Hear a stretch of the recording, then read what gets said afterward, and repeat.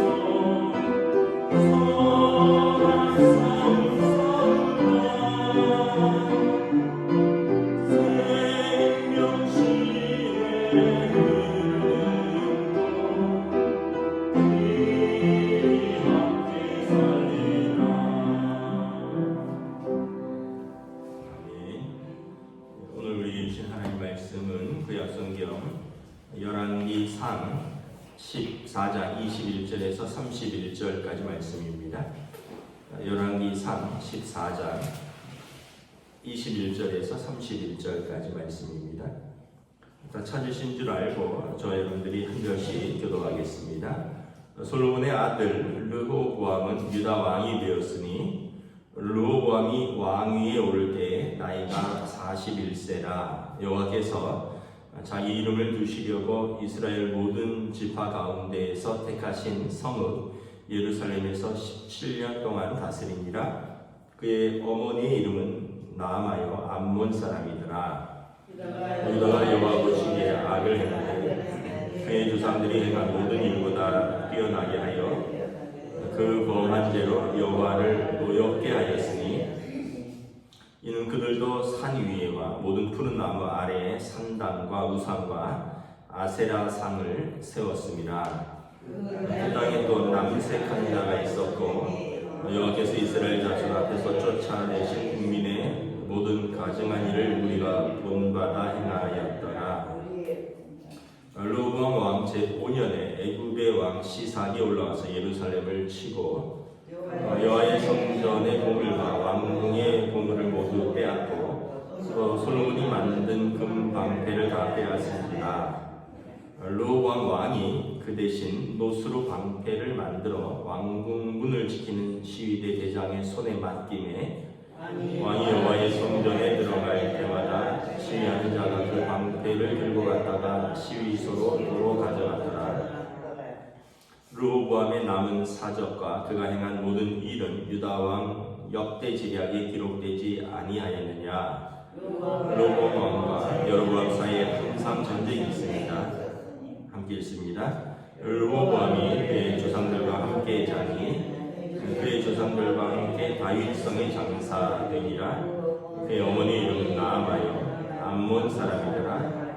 그의 아들 아비얌이 대신하여 왕이 되니라. 아멘. 할렐루야.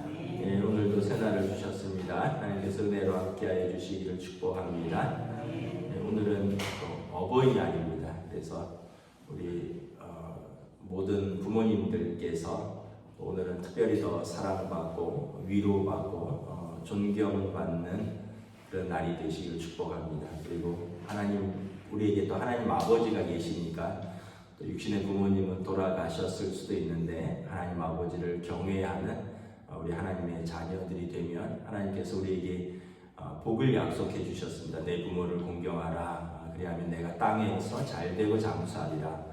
그래서 우리가 육신의 자녀들은 부모를 공경하고 또 육신의 부모님이 돌아가신 분들은 우리 하나님 아버지를 공경하고 경외하면 하나님께서 우리에게 복을 주실 줄 믿습니다. 그래서 오늘 우리 부모님들은 좀 오늘 맛있는 것도 좀 드시고 오늘은 좀 좋은 시간 가지셨으면 좋겠습니다. 오늘 이제 솔로몬의 아들 르호보암에 대해서 어떤 왕이었는지를 이렇게 기록을 하는데 결론적으로는 이제 그가 22절에 하나님 보시기에 악을 행하였다. 그리고 그 범한 죄로 여호와 앞에서 노엽게 하였다. 개인적으로 그는 우상 숭배를 하였고 악한 왕이었다라는 것입니다. 또 나라적으로는 어땠냐면 25절에 애굽의 왕 시삭이 올라와서 예루살렘을 치고 그리고 여호와의 성전의 보물과 왕궁의 보물을 모두 빼앗기고 솔로몬이 만든 금방패를 빼앗겼더라.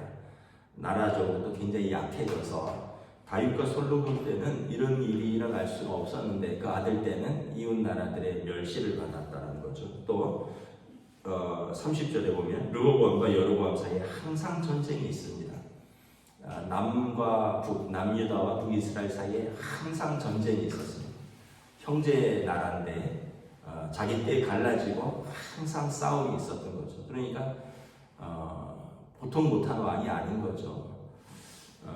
우리가 이제 몇 가지를 생각을 해볼 수 있는데 첫 번째는 21절에 보면 그의 어머니 이름은 나아마요 암몬 사람이더라. 어머니가 중요하다라는 거예요. 우리가 이제 특별히 오늘 어버이날이기도 한데 어머니가 자녀 교육에 특별히 더 중요합니다. 왜냐하면 아버지도 중요한데 아버지는 그래도 뭐큰 일들을 하죠. 뭐 지금은 다 어머니들도 돈 벌고 그러지만 아버지는 돈 벌어서 갖다 주고 뭐 집에 있는 큰 일들을 앞장서서 해결한다면 사실 어머니는 자녀들의 모든 정서를 이렇게 케어하는 역할을 하는 거죠. 아이들 뱃속에서 10달 품고 있었고 그 아이가 태어나면 이제 또 뭐 젖먹이고 이러느라고 한 1, 2년 또 계속 품에 안고 있죠. 그리고 아이가 사춘기 돼서 이제 독립할 때까지 계속 아이는 엄마랑 이렇게 정서적으로 밀착되어 있습니다.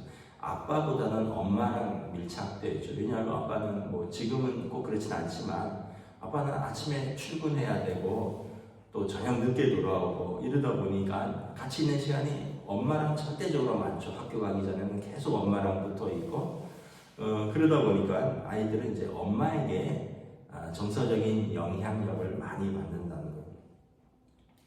솔로몬 왕이 부인이 많았다 그랬잖아요. 어마어마했죠. 부인이 후궁이 300이요. 또 그 부인이 300이고 후궁이 700명이라 1000명의 부인이 있었는데 그 중에서 한 명이 왕이 되는 겁니다. 그 어머니들 중에서 한 명의 왕자가 왕이 되는 거예요. 그러니까 이 어머니들의 암투가 궁중에서 어마어마했을 것입니다. 우리가 조선시대 무슨 사극 드라마 보면 왕비, 후궁들 한 7, 8명, 너댓 명인데도 자기 아들 왕 시키려고 어마어마한 암투가 일어나잖아요. 모함하고 독살하고 인척을 동원하고. 그런데 여러분 생각해 보세요. 솔로몬은 무려 1000명의 부인이 있었고 그 1000명의 부인이 다 아들을 낳는지는 알 수 없으나 여기서 솔로몬의 뒤를 이으려면 어마어마한 암투가 있는데 그 어머니가 어렸을 때부터 어떻게 교육시켰어요? 너가 왕이 돼야 된다. 그러면서 그런 마음으로 키우면 형제들하고 우애가 좋을 리가 없겠죠. 그런 마음으로 키우면 다 여러분 경쟁자고요. 다 죽여야 될 사람들입니다. 왜냐하면 내 아들이 왕이 돼야 되니까 그걸 계속 주입을 시키는 거죠. 그러니까 르호보암은 아마 태어날 때부터 그런 환경에서 태어난 것입니다. 물론 아버지 솔로몬이 잘못했죠. 너무 많은 부인을 두었고 그리고 이방 여인을 두었고 이방 여인을 두고 이방 여인들, 이방 공주들을 위해서 각각 궁전을 따로 지어줬다고 했습니다. 그러니까 거기에서 어머니 이방 우상 숭배의 영향을 받은 것입니다. 그래서 여러분 신앙생활도 어머니가 하면 아이들이 할 가능성이 매우 높습니다. 그런데 어머니가 안 하면 아이들이 안 할 가능성이 매우 높습니다. 그래서 신앙생활도 아버지만 믿는 집안은 그냥 아빠 혼자 덜렁 나오는 경우가 많아요. 근데 엄마가 믿는 가정은 아빠는 안 나와도 엄마가 아이들하고 나오는 경우가 있습니다. 그만큼 엄마의 영향력이 크다라는 거죠. 그래서 여기 계신 어머니들 또 집에서 새벽기도를 영상으로 보시는 어머니들은 자녀들에게 나의 역할과 사명이 매우 크다라는 것을 잘 아시고 여러분 제가 아는 분도 이제 자기는 신앙생활 안 하는데 꼭 그런 이야기를 해요. 만나면 제가 전도하려고 그러면 우리 엄마는 그래도 신앙생활 한다고. 우리 엄마는 나를 위해서 날마다 기도한다고. 자기는 예수 안 믿는데 그래도 그 얘기를 하는 걸 보면 그래도 엄마를 의지하는 거죠. 기도하는 엄마가 나에게 있다. 그리고 우리 엄마는 날마다 나를 위해서 기도한다. 그래서 내가 그래도 본인이 하셔야 되는데 그런데 그분은 그냥 엄마 믿고 사시는 것 같아요. 나이가 들으셨는데도 우리 어머니는 나를 위해서 평생 기도하셨다. 여러분 그런 표현이 너무 듣기 좋지 않나요? 우리 어머니는 평생 장사하셨다. 고생하셨다. 이런 표현도 듣기는 좋죠. 자녀들을 위해서 평생 장사하시고 평생 고생하시고. 근데 그거보다 더 거룩한 건 우리 어머니는 나를 위해서 평생 기도하셨다. 여러분 이 말이 더 우리 성도들에게는 더 은혜로운 말이고 더 듣기 좋은 말입니다. 특별히 어머니들, 우리 자녀들을 위해서 어버이날인데 또 기도하시는 어머니 되시기를, 거룩한 어머니 되시기를 축복합니다. 또 하나는 이 신앙생활을 안 하면 죄에 대한 개념이 흐려지기 때문에 또 특별히 이제 도덕성이 결여될 우려가 있다라는 겁니다. 물론 이제 예수 안 믿는 사람들 중에도 굉장히 착한 사람들이 많습니다. 오히려 예수 믿는 사람들 중에 예수 안 믿는 사람들보다 못한 경우들도 많아요.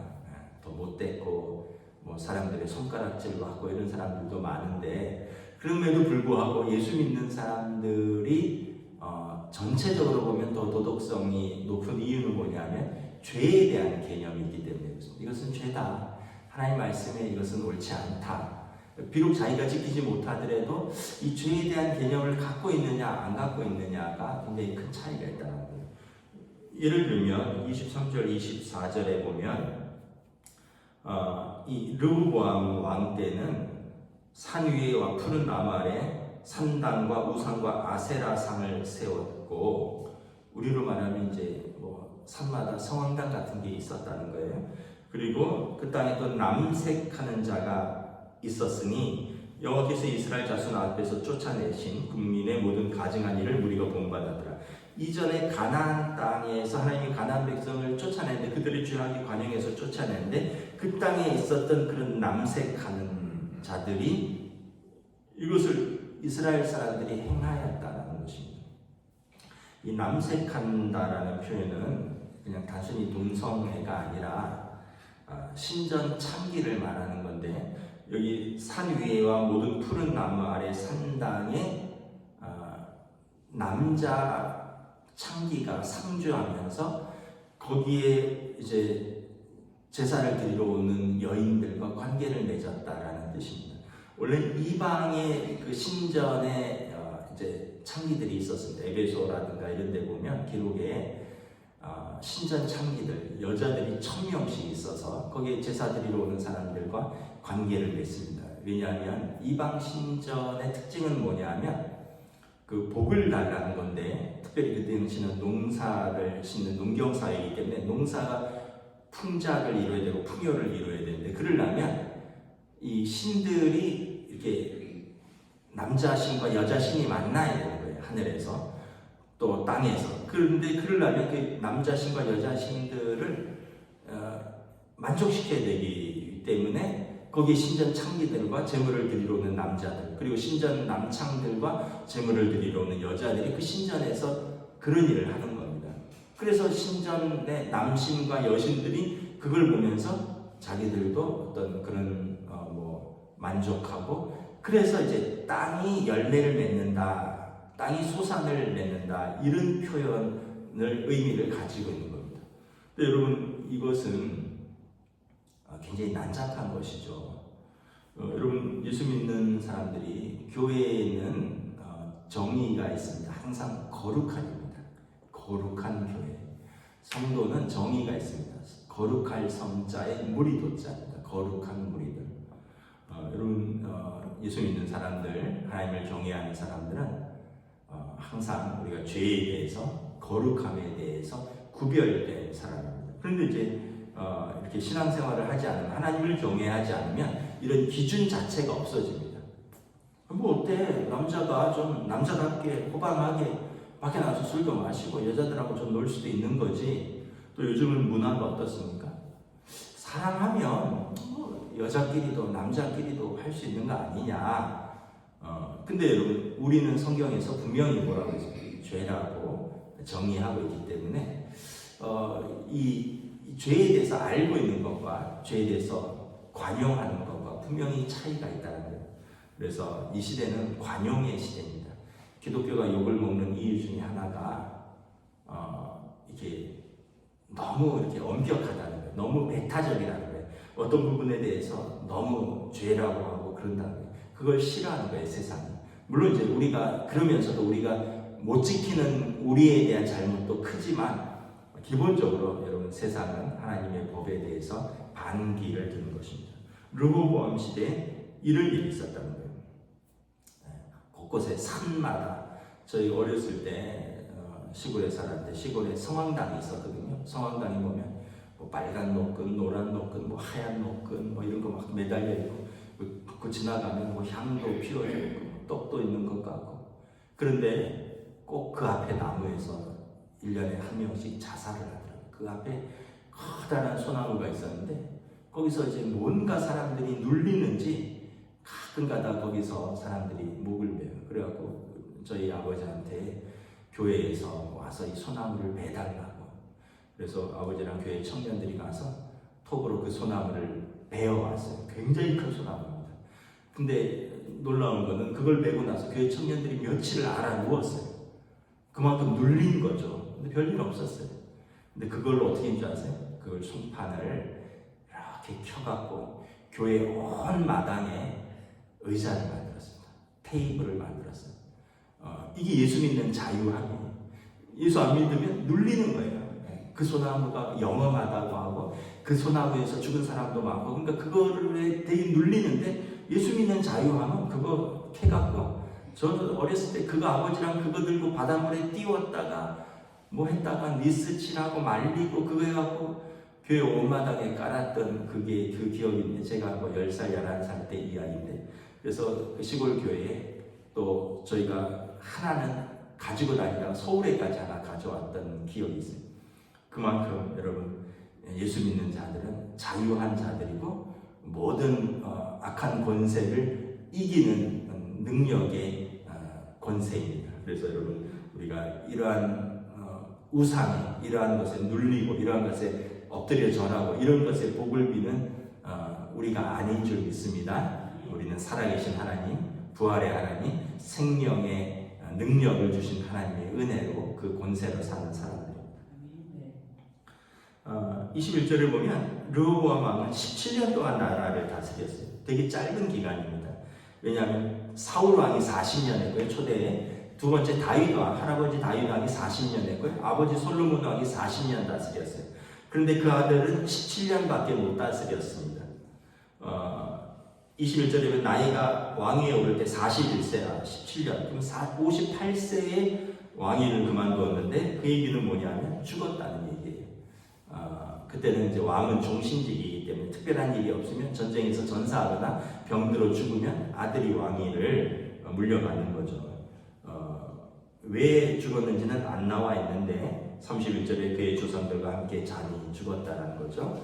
17년 동안, 그러니까 그렇게 행복한 통치 생활이 아니었고 짧은 통치 생활에 이 모든 나쁜 일이 다 일어났다는 거예요. 그리고 25절에 애굽의 왕 시삭이 올라와서 예루살렘을 치고 성전의 보물과 왕궁의 보물을 모두 빼앗아갔다. 제가 이집트에 성지순례를 갔을 때 이집트에 가면 피라미드가 있거든요. 또 그 큰 오벨리스크라는 대리석 조각들이 서 있는데 오벨리스크 하나를 이제 교수님이 설명을 해주는데 이게 애굽 왕 시삭에 대한 기록이라는 거예요. 뭐 상형 문자에서 저희는 못 읽는데 교수님이 설명을 해주는데, 애굽 왕 시삭이 유다를 침공하여 그 송에 많은 보물과 그리고 그 보물들과 사람들을 끌어왔더라라는 기록이 이렇게 한 10줄 정도로 남겨져 있습니다. 역사적인 기록인 거예요. 이게 이제 열왕기상의 기록과 일치하는 것입니다. 여러분, 얼마나 부끄럽습니까? 할아버지 때의 그 위대한 왕, 아버지 때 그 지혜로운 왕, 모든 보물과 모든 사람들이 그 지혜를 들으러 왔는데 그 아들 때는 27절에 보면 보물을 다 빼앗겼어요. 솔로몬의 금방패가 다 빼앗겼어요. 그래서 그 아들 때는 노수로 된 방패를 들고 사람들이 지켰다라는 거예요. 그러니까 뭐 이런 표현은 뭐 좀 그렇지만, 아버지 때 좋은 집, 큰 집에 살다가 아들 때는 부도 나누고 조그만 집에 뭐 이런 표현이 좀 그렇긴 한데, 예를 들면 그런 것처럼 나라가 부강하고 강대하다가 아들 때는 아주 쪼그라들고 이제 초라하게 되었다는 거죠. 그리고 그가 죽었으나 하나님께서 은혜를 베푸셔서 다윗성에 장사되니라. 그래도 다윗과 맺은 언약 때문에 그 후손들은 계속해서 왕위에 오르고 계속해서 다윗성에 묘실에 묻히는 것을 볼 수 있습니다. 말씀을 마치겠습니다. 우리가 어떻게 살아야 할 것인가? 여러분, 끝이 좋아야 좋은 겁니다. 진짜 좋은 겁니다. 특별히 하나님 앞에 서는 것이 마지막 끝인 줄 믿습니다.